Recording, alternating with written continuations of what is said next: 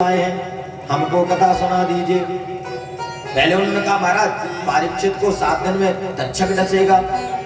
सुखदेव बाबा ने कहा जी बिल्कुल सही कह रहे हैं। हाँ तो महाराज हम इनके लिए अमृत ले आए हैं। सुखदेव बाबा ने कहा बड़ी कृपा की, किसी ने बुलाया नहीं कहा नहीं हो तो अमृत लेके आ गए।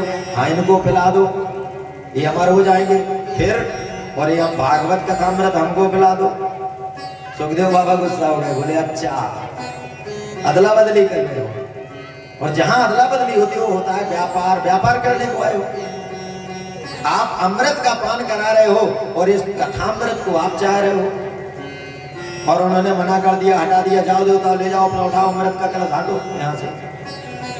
सारे भाग के चले और कहा उन्होंने कि अरे देवताओं, तुम जिस भागवत कथामृत की तुलना इस सुधामृत से, स्वर्ग से अमृत का कलश लाए थे, उसको सुखदेव बाबा ने परीक्षित को नहीं पिलाने दिया और कहा कि उस सुधामृत से ज्यादा कीमती और बड़ी हमारी भागवत कथामृत है। कहने लगे कि क्वा सुधा क्वा कथा लोके क्वा काचा क्वा मणिर महान। अरे कहां तुम्हारा सुधामृत और कहां हमारी कथामृत। कोई व्यक्ति सोन कीमती मणि लेके आए और कोई कांच के टुकड़े से बदलना चाहे, बताओ कहीं तुलना होती है? कांच के टुकड़े से कीमती मणि को बदला जा सकता है क्या? कभी नहीं।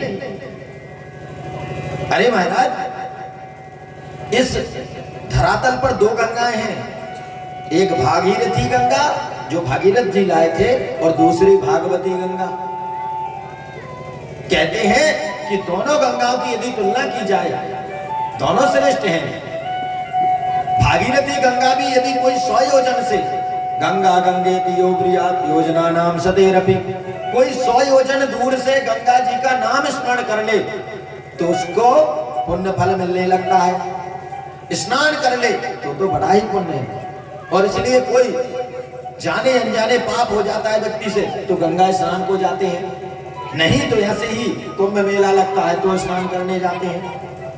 सहज भाव से भी लोग जाते हैं, गंगा जल रखते हैं। जब मरने लगते हैं तो गंगा जल पिलाया जाता है कि गंगा जल यदि चला गया तो मुक्ति हो जाएगी।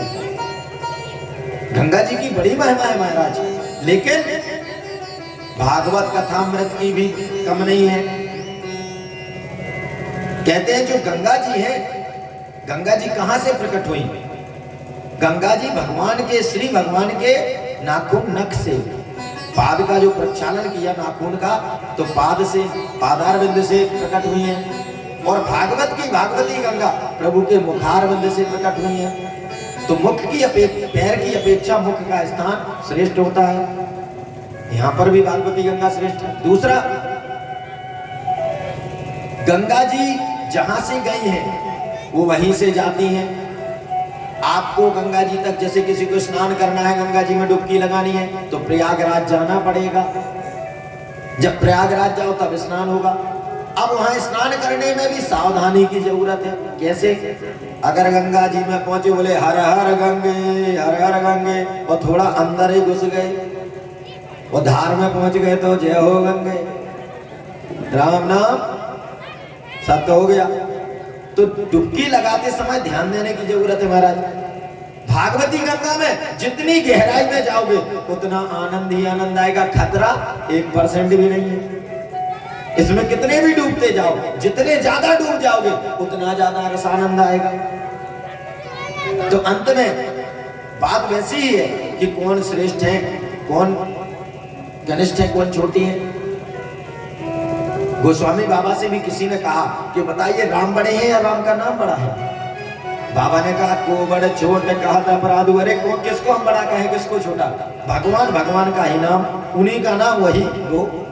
लेकिन अंत में बाबा को फिर कहना पड़ा राम से बड़ा राम का नाम, प्रभु से भी बड़ा उनका नाम है। क्यों? राम ने तो एक ही अहल्या तारी, नाम ने तो अनेकों को उतार दी।